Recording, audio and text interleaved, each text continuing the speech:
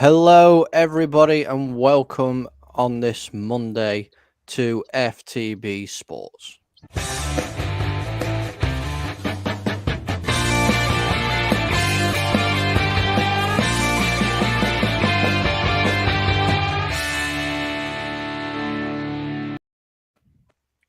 Hello, everybody, and welcome.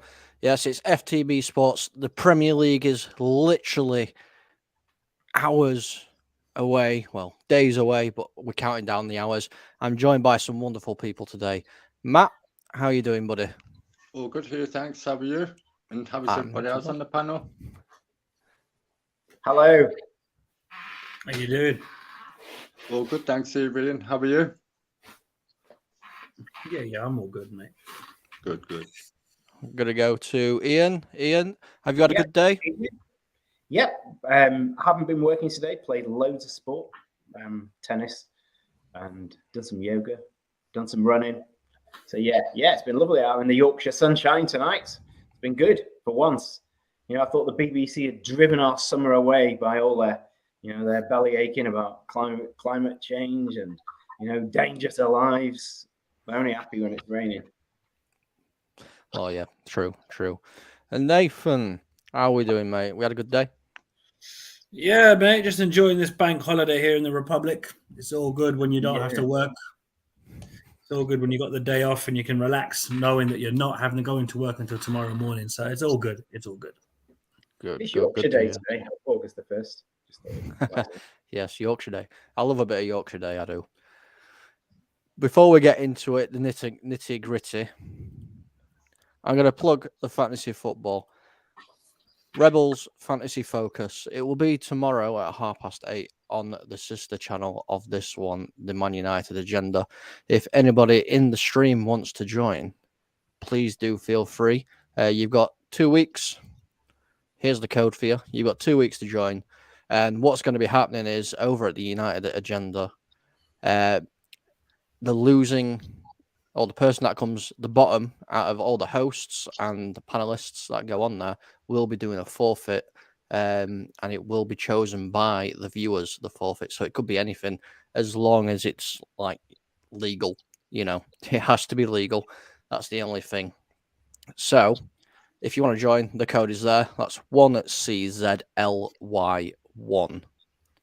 So let's get into this then, boys. Obviously, the football season is around the corner and it's transfer window. It's transfer madness, as it normally is every single year. We're going to talk about Lucas Torreira. However, I can't pronounce his name, so I apologize. Torreira. There we go.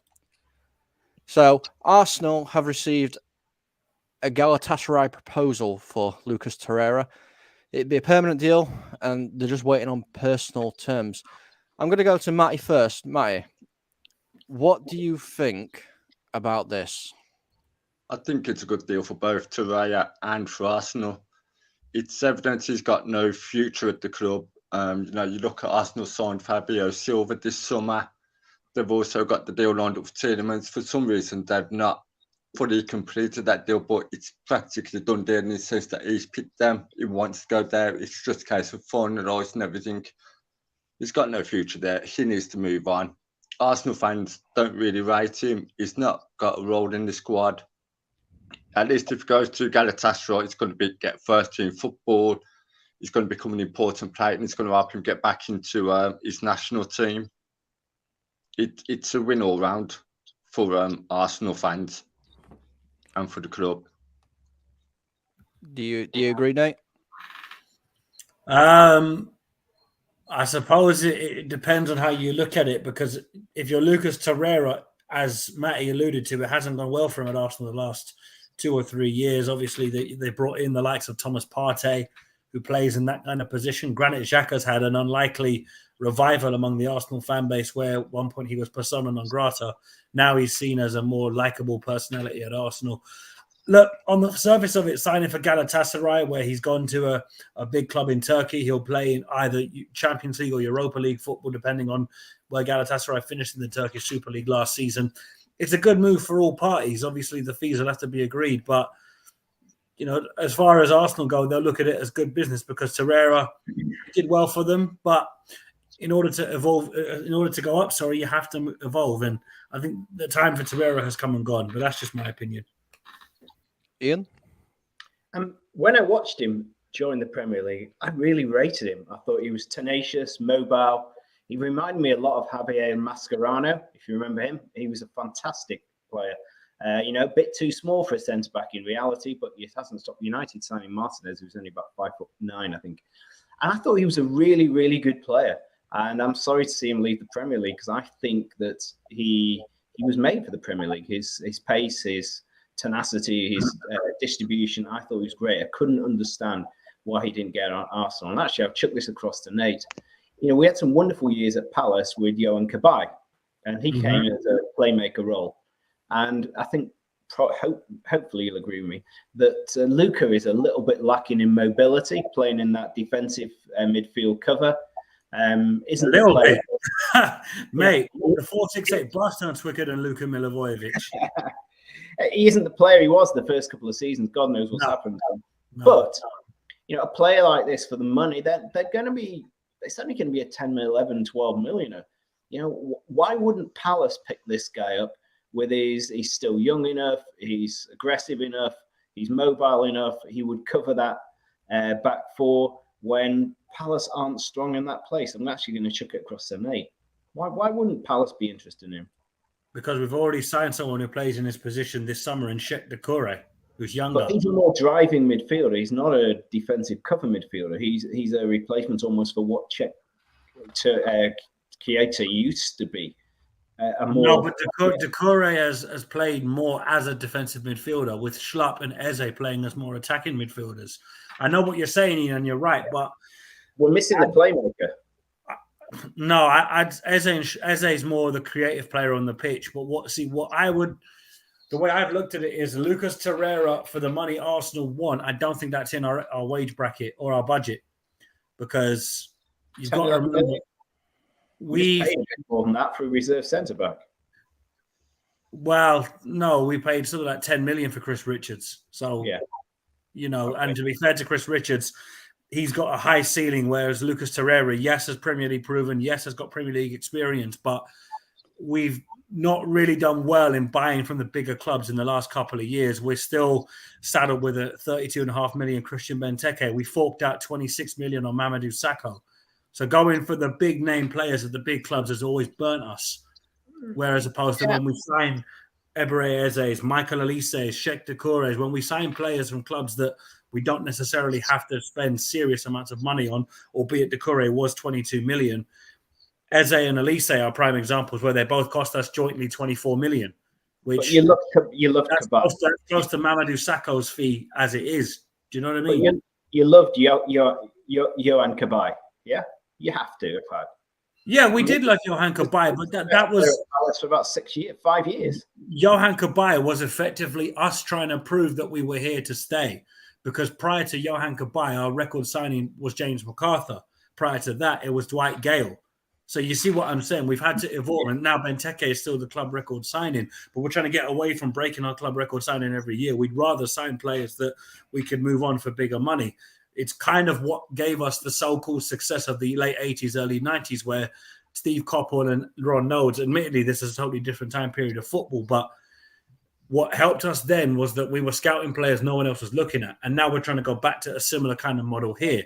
Nobody was watching Eze and Olise until Palace brought them in. And now all of a sudden we're seeing Newcastle want Olise, City want Olise, Chelsea want Eze. All of these other fans are talking about, oh, let's offer Palace 40, 30, 50 million for our players. Cool, fine. But that's what we'd rather see, is that we're bringing in players that we can make profit of rather than having to shell out whole sheds of money for it. So with a club player like Torreira, he'd be better suited at Galatasaray as opposed to a Crystal Palace, is what I would say. Okay. I'm not sure. I think it's all about the blend. I think Palace have got a lot of young players, a lot of pace down the flanks.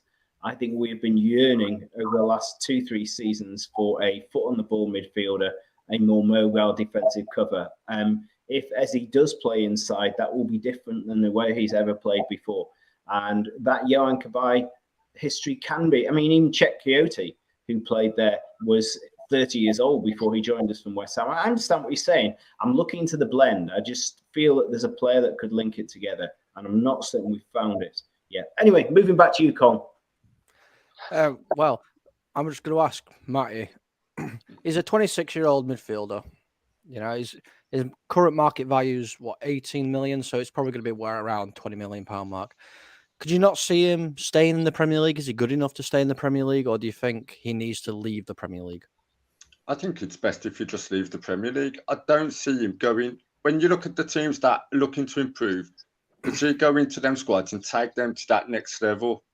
Talk about Crystal Palace. Just does he take Crystal Palace to that next level? I don't believe he does. Mm-hmm. And as Nate said, for the price you're paying for him and the model Palace are going down, you'd pay more for him. But then when you move him on, you're not going to recoup that money. So it's a loss. Does he walk into any other team? I don't see it. I think he's too inconsistent. He has had his injury issues as well. So I don't see him having a future in England. I think it's better if he goes to Galatasaray. He's going to get European football. It's going to get a lot more game time. And it's going to be a slightly easier game for him because the Turkish league isn't as tough and as physically demanding as the Premier League. Okay. So obviously we've got your view on that, Matty. I'm just going to ask Nate and Ian just a one-word answer. Stay in the Premier League or leave? Stay. I think his game is built for the Premier League, just like Mascherano, just like a Strachan of years gone by, a Batty. I think he should have stayed in the Premier League. I'd say leave because some players do well in the Prem, but they never maintain it. Patrick Van Aanholt, prime example. He's at, I think, Galatasaray now as well. It's better for his career if he moves on and gets a fresh start because with a new team and a new environment, he can thrive. He can prove to himself that he's still able to play at a solid level. If Arsenal don't see a future for him, I don't see many clubs queuing up to sign him from Arsenal. So best thing for him to do is move on and start fresh. Very interesting. Very interesting. So we're going to go on to the next player now. Obviously, this player has been talked about quite a bit recently. He's the subject to quite a few people sniffing around him, and that's Cucurella and the possible hijack. So Chelsea are pushing to hijack Mark Cucurella deal. Direct talk today with Brighton. Levy Colwill could be part of the negotiation. Personal terms negotiations in the next hours. Man City will not improve the last bid of £40 million, which was rejected. So, Ian, I'm going to come to you first. Two lighter notes I'll start with. Firstly, he always reminds me of Joe Wicks. I can't look at him and think we're trying to sign Joe Wicks. But on a second point, and Nate will probably sympathise on this, I never really watched Brighton too much last season because I don't really like Brighton. And I wish I had now because obviously he's only had one good season at Brighton and I just didn't really watch him. I mean, everyone's suddenly talking about him, saying he's like been the best left back and he was their player of the season, which doesn't say a lot at Brighton. And there's a lot of furore about him. So I think those two lighter points. I think on a generalistic point, the price of players has gone down. You know, the likes of whether it be Gabriel Jesus or Zinchenko or Phillips at City, they would have been probably another 10, 15, even Sterling, 20 million further down the road about 4 or 5 years ago to buy. So when Brighton wanted 50 million for him, which is what Chelsea paid for Chilwell, what City paid for Mendy, makes the sign of the cross. A few years ago, that would have seemed like a reasonable purchase. I think the City almost paid that for Kyle Walker. But 50 million now is like 30 million. Sorry, 50 million then is almost like 30, 35 million. So I get why City feel that they would be getting ripped off if they had to pay 50 million for him. In saying that, obviously Chelsea are going to lose one left back, probably to Barcelona in Alonso. They've got a fantastic left back who's still only 24, 25, and that's Ben Chilwell, who now, according to reports, is fit and injury free. I think he's fantastic. So what the heck happens there? Cucurella and Chilwell in the same team. One of them doesn't get a game. So that's all I've really got to say. City are desperate for left back. We've been desperate for left back for 3 or 4 seasons. And I think I mentioned in the previous show, the answer was not Zinchenko. And to all those Arsenal fans who are watching, if you're looking for a left back, you are deluded, because Zinchenko gets the ball over his head constantly. He's not aggressive enough. And I don't think he's quite as quick upstairs as you need to be a really good left back. He's a midfielder. But then, who do Ukraine play in the qualifiers? Not exactly Brazil, do they?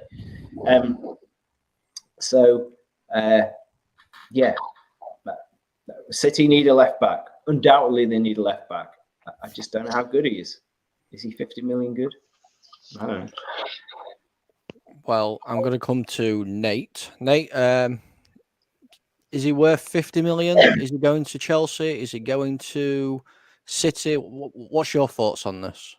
Okay, I have to try and speak without bias here, because being a Crystal Palace fan, my opinion of Brighton Hove Albion is not the nicest.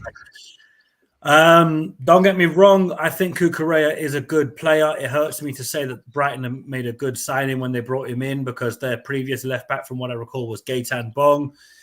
Need I say more? But knowing that they're looking for 50 million, which they sold Ben White for, which we sold Aaron Wan-Bissaka for, as Ian said, 50 million now, it's not quite what it sounds like, because if you're asking for 50 million for these players that, with all due respect, are not necessarily the level that you would put to the pedigree of the Manchester Uniteds, Manchester Cities, Chelsea's, Liverpool's, Arsenal's, even Tottenham's to an extent, it kind of dilutes the whole point of signing a 50 million pound player. Bear in mind, Rio Ferdinand once cost 30 million pounds for Manchester United. That was crazy money when he was signed by Sir Alex Ferguson. To see Marc Cucurella is now linked with 50 million pound moves to either Chelsea or Manchester City, fair play to him for amassing that amount, because Brighton will look at it and say, well, hang on a minute, he's a key player for us. We want top dollar if we're going to part with a vital asset in our squad. But if I'm Sheikh Mansour, if I'm Todd Bowley, I'm saying to the people in charge of Chelsea and City's transfer policies, I'm not forking out that much money for a left back that's had 1 season in the Premier League. When there's left backs in the Premier League and across the main leagues of Europe that you could argue and say, wait a minute, why don't we look at players that have played in the Prem for more than 1 or 2 seasons? I don't want to admit this, because obviously he plays for my club, but Tyrick Mitchell is a much better defensive left back in terms of how he plays. Yes, in a more defensive team than Brighton are trying to be, but seeing that people are putting attention on Cucurella makes me happy, because it means they're not watching Tyrick Mitchell, and they need to be watching Tyrick Mitchell, because according to what I've seen on Twitter, my club's academy is a myth. Well, just going to put it out there, Zaha, Wan-Bissaka, Mitchell, Moses, to name a few, have come through the ranks at Cope as Cope, so not that much of a myth. But Cucurella, is he worth 50 million? Bias aside, no, but in Brighton's perspective, he's worth every penny of that 50 million fee they're putting on him. Would I pay it personally? No. 25, 30 million max, and that's probably being generous, because it's all well and good he's had 1 good season down on the South Coast, but going from Brighton to that upper level of Man United and Man City, if he doesn't hit the ground running like Wan-Bissaka didn't, he's done out here. That's the best I could put towards it. Matty. I agree a lot with that, mate. Matty. Again, is he worth the money that Brighton's asking? He had a good season last season, but is he good enough to make that step up? I don't believe he is. He's had 1 good season. 50 mil seems way too much. But I think one thing you've got to take into account is the contract length. I believe he's got 3 or 4 years left on his deal. That plays a big part in the player's price. If he had 1 or 2 years, the price would be down. There's also the interest. We know Man City's interested, but they've said no more than 40 mil. Chelsea now interested. That becomes a bit of war. I also saw today Barcelona are having a look at bringing him back to Spain, and Xavi wants a left back. How concrete that is with him, with the Barcelona link, so I'm not going to sit and say I'm not a journalist. But when you've got teams of that calibre, a player's stock will always rise. For me, he's no more than a £35 million player. He looks good in that system that Brighton play. But Man City play a different system. Man City play 2 at the back, not 3 at the back. So he's got to adapt his game then. And at Chelsea, he's not going to be a first-team player. He's not getting in ahead of Chilwell. So I don't know why Chelsea look to spend that much money on him. It'd be a squad rotation player. Maybe a hint of desperation from Chelsea because they've had a lot of deals fall through. Maybe a lack of experience from the Chelsea board because Todd Bowley's got rid of Granit Xhaka, I believe her name is, and Petr Cech. I don't think he's fully up to date with how football transfers work. And that very good points, Matty. Really well put. Thank you. Very good points. Very, very good points. Before we move on, I'm just going to say hello to some people. We've got Brush in the house. Big up, Brush. And the boss man, Solo. Hope you're having a good time, Solo. Hope your holiday was good. Yes. Lucky for some that they can have holidays. And while we're here, before we move on as well, just a quick reminder to everybody, the sister channel, the Man United Agenda, are hosting a fantasy league, so please do go and join that. And like I've said before, the person on the channel, the host, or the panelist with the lowest amount of points at the end will be doing a forfeit. However, it has to be within a certain boundary. And tomorrow night at 8:30, I will be on the Man United Agenda hosting Rebels Fantasy Focus, as Rebel is not there. So I hope you join me over there. So the next player we're going to be talking about, and this seems to be picking up a little bit. It's been there for a little while. And that is James Maddison. Obviously, Newcastle are sniffing around quite a lot. And they've actually improved their bid for James Maddison to £50 million. So I'm going to come to Nate first.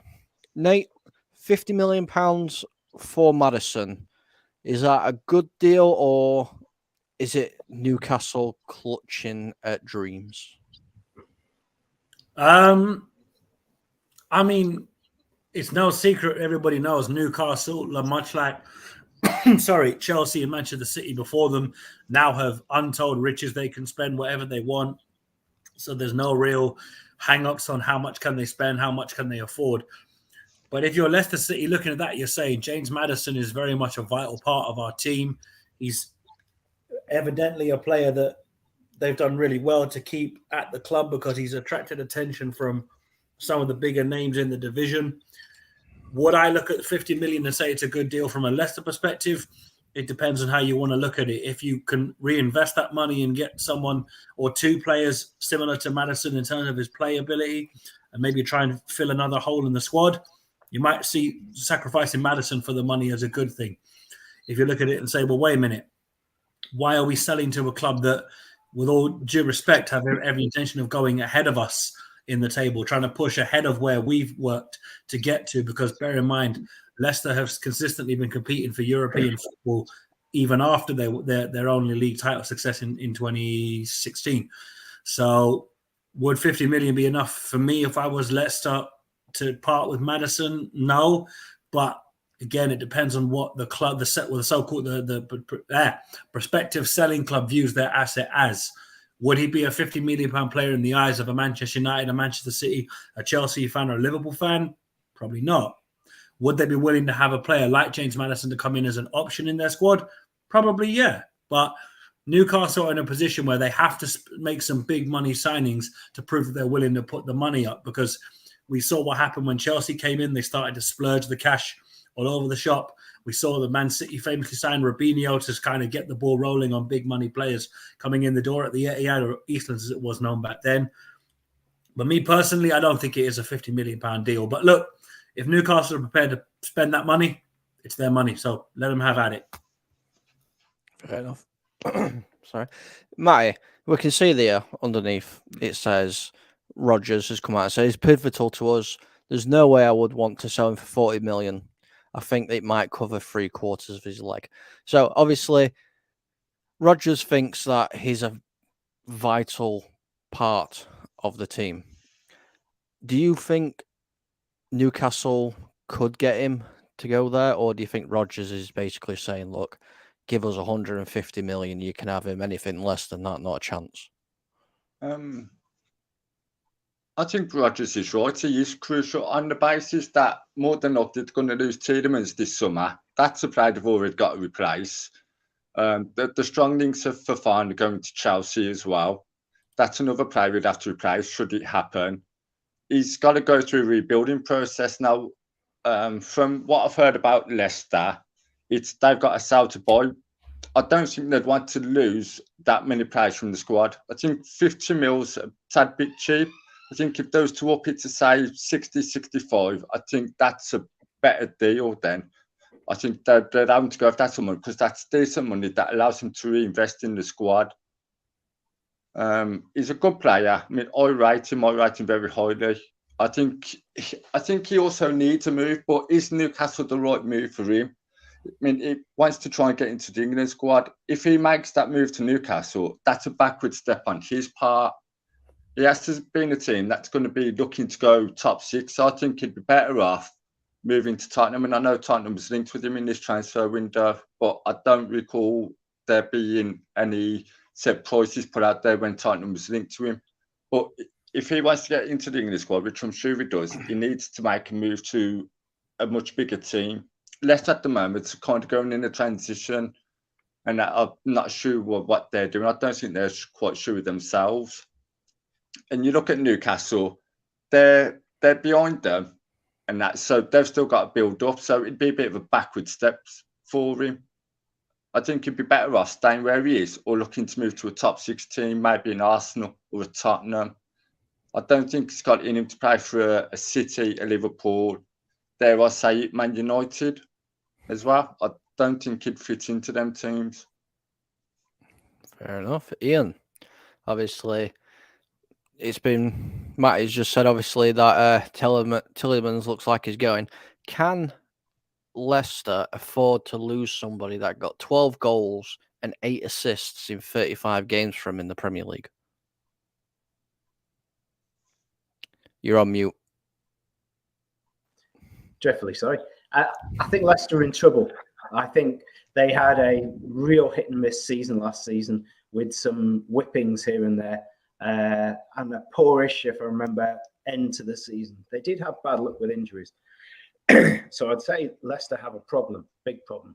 They absolutely do not want to lose Maddison. Maddison is a wonderfully gifted, 2-footed, a great balance player. He is, I would have him at City every day. He fits that Pep Guardiola bill of lightweight build, quick with their feet, moves the ball quickly, intelligent, gifted player. I love him. I think he's a fantastic player. If Newcastle combine for 50 million, and they do have to work within the fair play league rules, which are a bit tighter now than the Chelsea era, then they would be serious. Maybe not top 6, but they'd be knocking on the door, Newcastle. He would be pivotal to that. I think also, if I look at the world through James Maddison's eyes, he's got to be on the cusp of the World Cup squad. A dozen good games, and he could find himself in that England squad going to the World Cup. And he must know that it's quite pivotal. The Leicester players won't be daft. They will know that they've got a sell to buy. They'll see all the other players coming in at the other clubs and think, we could be in trouble here. They know it. They can smell when a club is going to have a protracted season. And I think James Maddison will look around him. He'll want to make a bob on the side because he's not asked for a transfer, and a £50 million transfer. It's a 10% bung to him. That's a lot of money for him. That'll make his life. And I think he'll look at Newcastle as a project and think, I could make the England squad there. We could do something huge if they build a team around it. So if Newcastle can get him for 50 million, it'd be fantastic. I think he's incredibly gifted. And if I was James Maddison, I would go to Newcastle.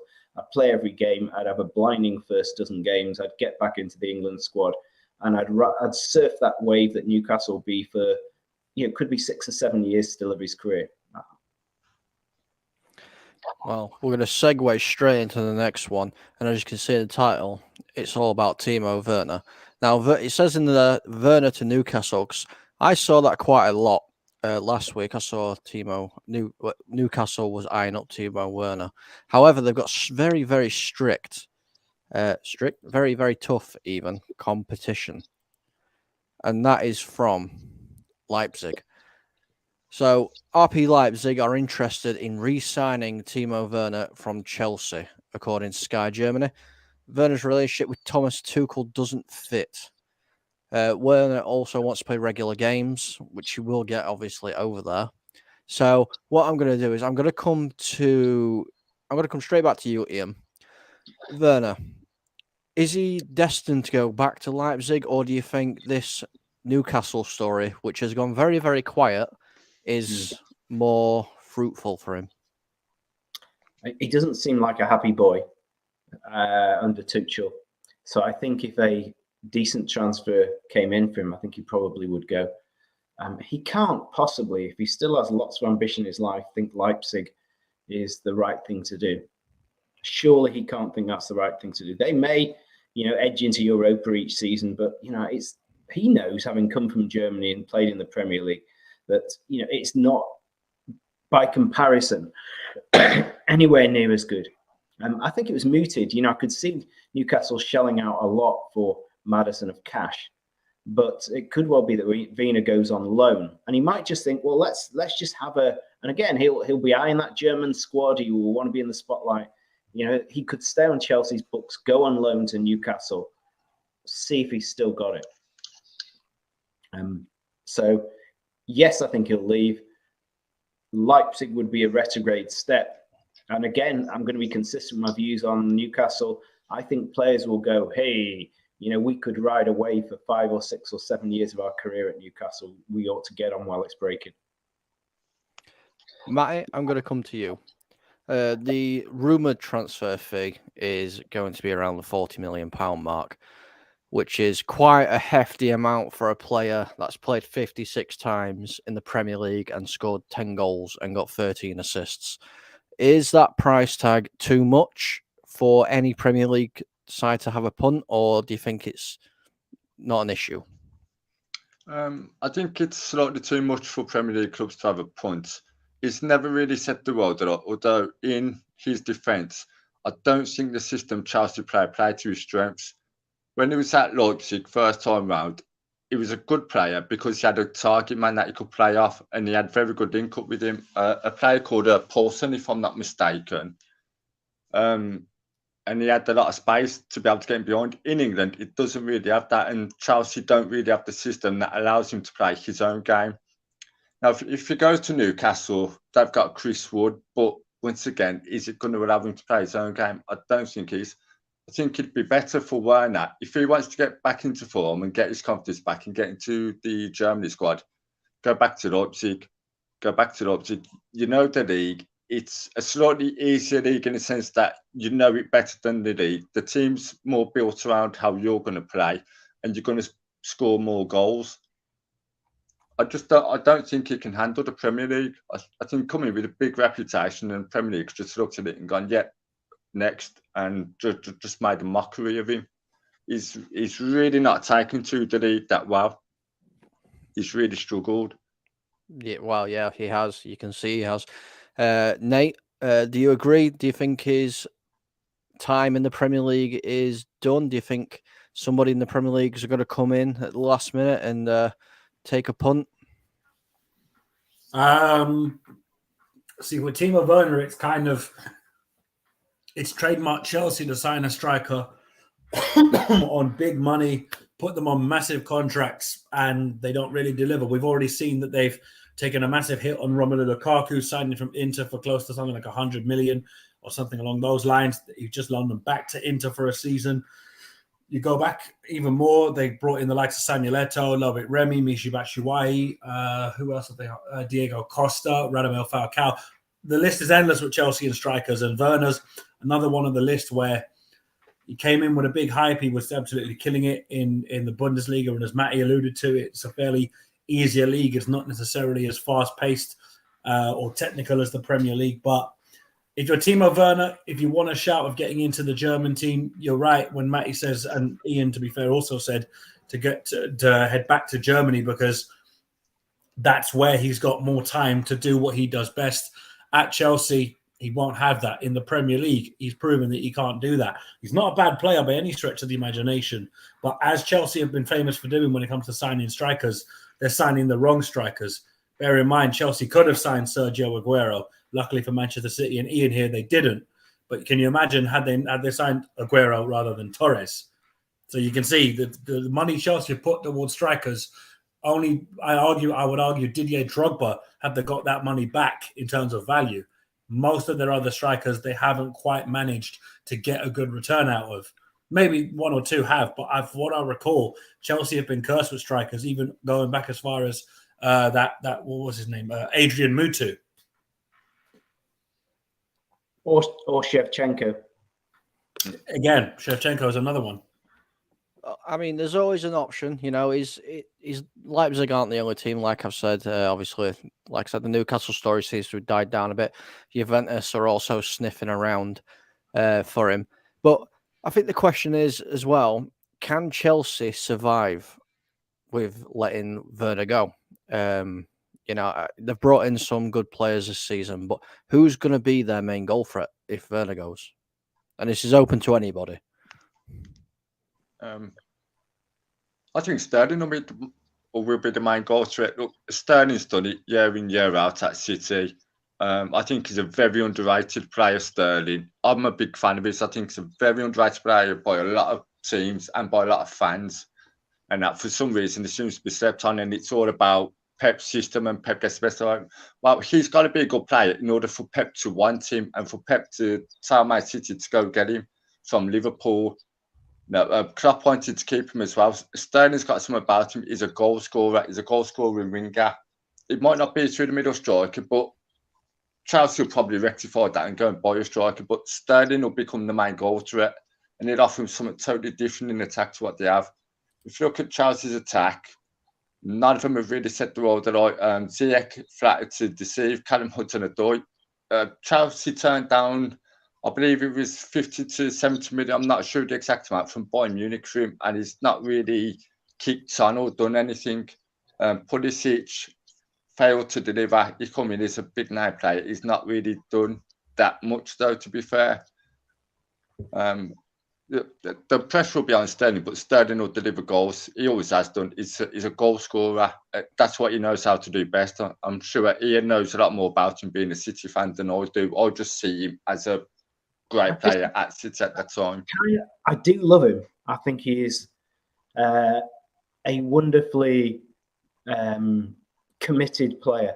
You know, he'll cut in from left to right, and he's not afraid of not being high in the statistics, losing the ball or letting the ball run away from him, whatever he may do, if he gets a chance to take players on. He's one of the hungriest players I've ever seen in the Premier League, who wants to move forward, who wants to move into the penalty area, those zigzagging runs, those low centre of gravity. He's great on that.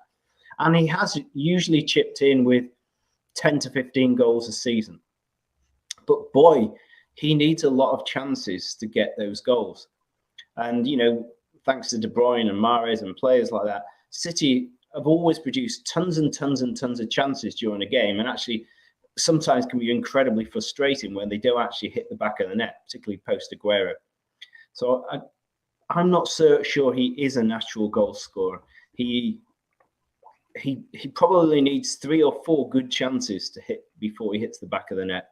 He's instinctive. He's not instinctive. You know, the player I haven't mentioned who I quite like at Chelsea still is Kai Havertz. He was playing kind of number 9 through the middle. And yes, it's not just because he scored the goal in the Champions League final against City, but maybe he pushes on as the centre forward. Maybe. He's very mobile. He tracks back well. You know, he's tall. He's still young. And maybe they build it around Havertz as the centre forward with Sterling right up on his shoulder. That would be my thoughts. Interesting. Anything to add, Nate?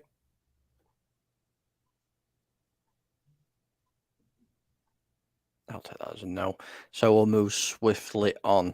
So this one, I'm going to go to Matty straight away. And it's about a certain young striker, Sesko.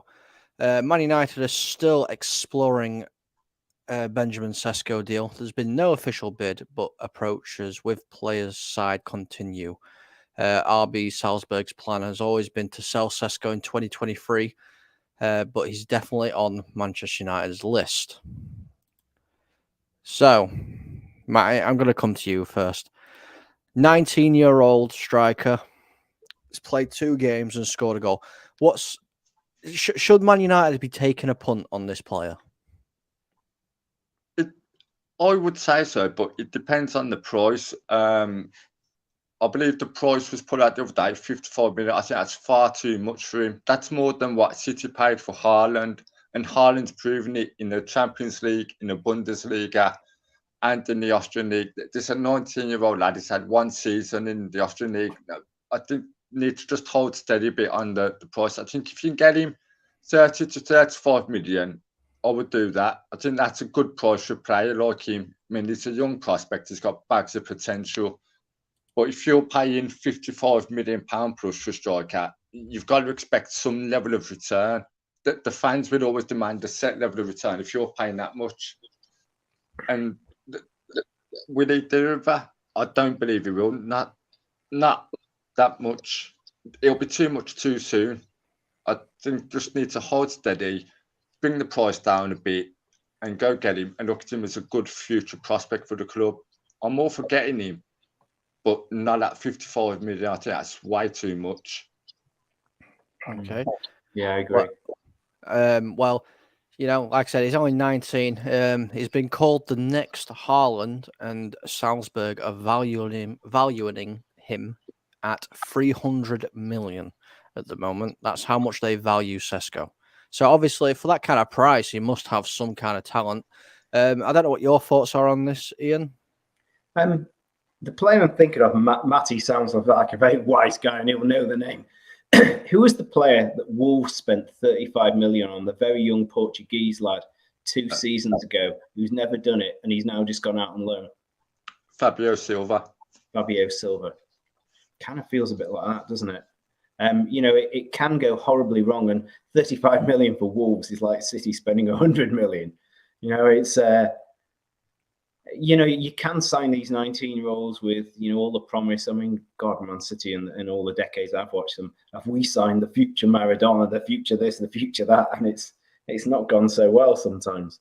I'm with Matty. I think at 19, no way, 50-odd million, no way. You'd be. I don't know, but then if I'm a United fan, they'd say, yeah, but what about Ronaldo? He was 19 when United bought him and hit the deck running, and look what happened to him. I don't know. Who knows? It's a punt. Well, I mean, obviously United aren't the only club in the Premier League that are looking at him. Chelsea, they're also looking at him. Maybe a Timo Werner replacement right there. And also the club with all the money at the minute, Newcastle, they're also looking. Do you think he should, if he comes to the Premier League, go to one of the lower sides, someone like a Newcastle where something's beginning, or do you think he can jump straight up to a Chelsea or a Manchester United? I think if he comes to a Man United or a Chelsea, send him out on loan to a Championship team and then allow him to develop. I think if he goes to a Man United or a Chelsea, there's going to be a lot more expectation on his shoulders to sit and deliver. And I think that's a tad bit unfair to put on a young lad. Yeah. If he goes to a Newcastle, they'll kind of expect him to deliver, not to the level of what Man United and Chelsea are. Man United and Chelsea looking to get top 4, looking to get back to competing against City and Liverpool. Now, when you're looking to compete against City and Liverpool, you've got to have players that have got big output. At Newcastle, it's kind of a project, a long-term project that's just starting. Fans ain't going to sit and demand you do score 20, 30 goals in a season or get 15 to 20 assists a season. So there'll be less pressure. If he comes to Man United, he should go back out and loan, same as Chelsea. I don't think he's ready to do that full step up to a team of that calibre yet. And the demands and expectations from them clubs in terms of what they're aiming to do compared to a Newcastle, there is a difference there still. Do you agree with that, Ian? Yeah, I do. Yeah, simple as that. You look at Gallagher going to Palace. Sometimes diamonds appear, though. You know, I think when Man City took a punt on Sterling from Liverpool, he'd had one decent season. I can't remember. Was Sterling 19 or 20? He was really young when City spent 50 million on him from Liverpool. Really young. And he hit the deck running, no problem whatsoever. He did have Premier League experience. Sometimes it can happen. It can just happen. But I wouldn't be brave enough. I just wouldn't be brave enough. No, that's fair enough. Before we move on to the next player, I don't have anything for this because it's literally just broke. I don't want to get your opinions and thoughts on this before we move on to the next player.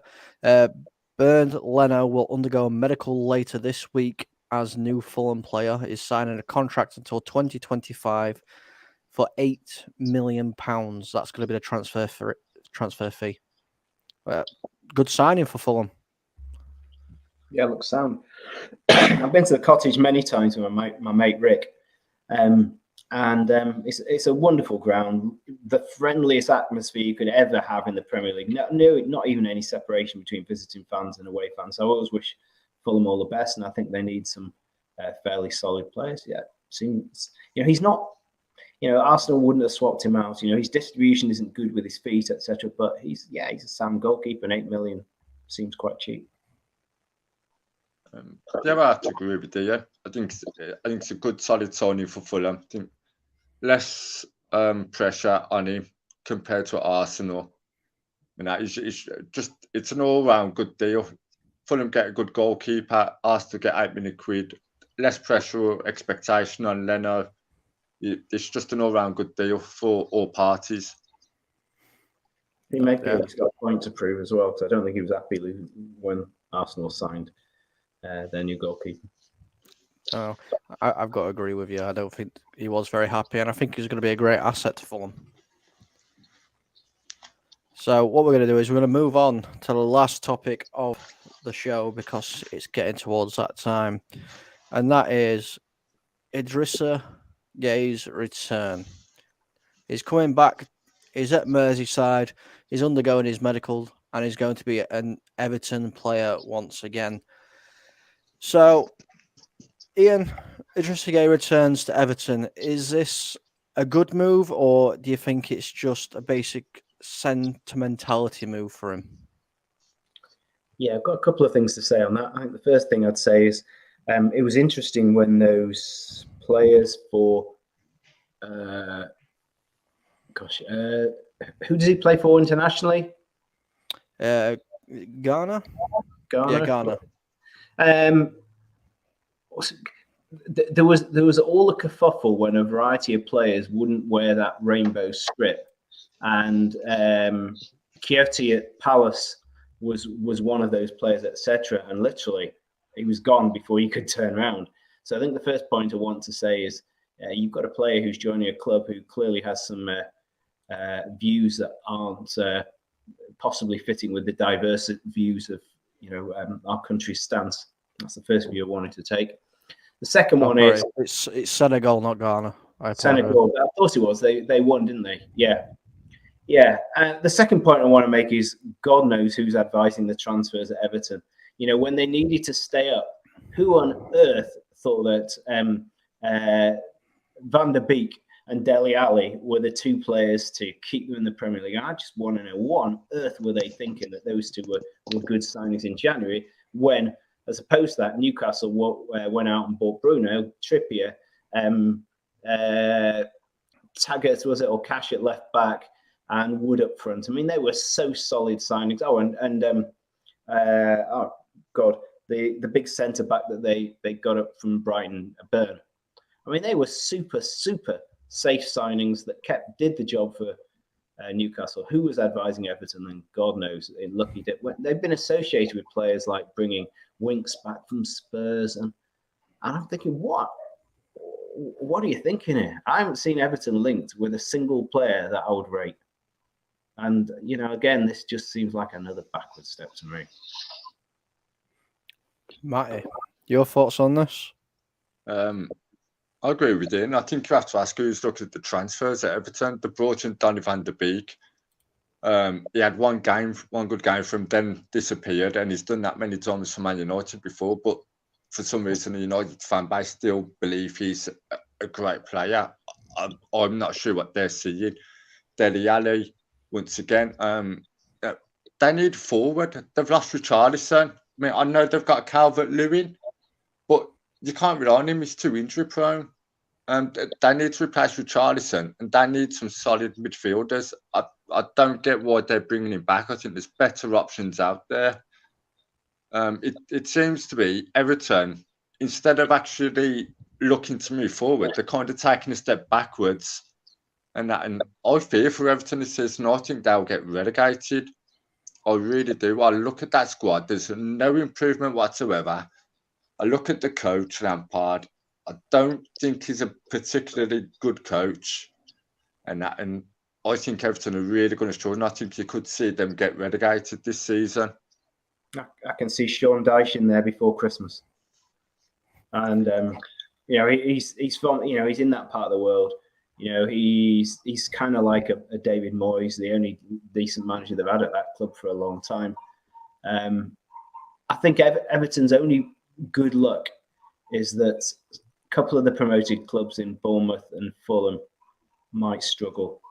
Southampton were on a downward trajectory. There may be 3 teams worse than them. That's their only salvation. But they're going to have a torrid season. Torrid. And Lampard ain't the man. Even though he seems like a sweet fellow and he was a heck of a gifted player. No. I think something is wrong there, like you said. Not sure who's telling anybody to buy any player at Everton at all. It seems like a complete shambles at the minute. As you said, I mean, I'm somebody that likes Donny van der Beek. Even when he were at Everton last season alone, I still liked him. But obviously, we're not in charge of anybody. We can't make signings for any kind of club unless we're on Football Manager. So, that's just what it is.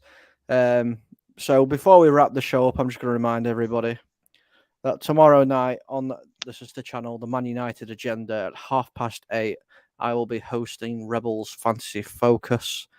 Rebel is not there tomorrow, so I'm in the hot seat. And if you want to join in the Fantasy League on the Man United Agenda, the code is there. It's a 1CZLY1, and we're trying to get as many people in that as possible. So before we go, I'm going to go over to Matt. Matt, where can we find you, mate? You can find me on Twitter, waffling, or on the Man United Agenda, either in the chat or sometimes on streets, but pretty much waffling all the time and talking pretty much nonsense all the time. But it's all good fun. It is all good fun. And Ian, where can we find you? Just want to say, Matty, it's been lovely sharing the show with you. You've got really good knowledge. FTB Sport, I used to do a lot of shows a few years ago.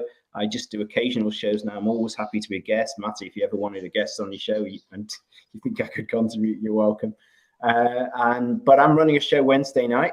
And I think, Colm, I'm going to be looking for your views. You're going to be on the other side of this. We're going to have an opinionated man out there. We've got fans from Everton. We've got fans from Spurs and Arsenal and Fulham on that show on Wednesday night. It's the curtain raiser to the Premier League. And it's at 8:30. It's at 8:30. And Friday night, Colm, you might be talking about a watch along for the first game of the season, Arsenal Palace. Well, I'll be at the game, so maybe I can come in live from the show and we can do more than just a watch along. You can hear the Homesdale sing. It's definitely something we're going to have to look into. Definitely. Oh, I took you out then. My bad. It's definitely something we're going to have to look into. Oh, don't want that. Go away. I'm terrible at this. Honestly, I am. So what we're going to do is... I've lost everybody. No, you haven't. No, I'll leave it like that. I'll just leave it like that. Yeah. So, So we got the show on Wednesday. Ian will be hosting. There's a show on tomorrow on the Man United Agenda which I will be hosting instead of Rebel, as he's not there. And also, as we've just discussed, the watch along on Friday. So from me, Matty and Ian, thank you all for being here, and I hope you all have a good night.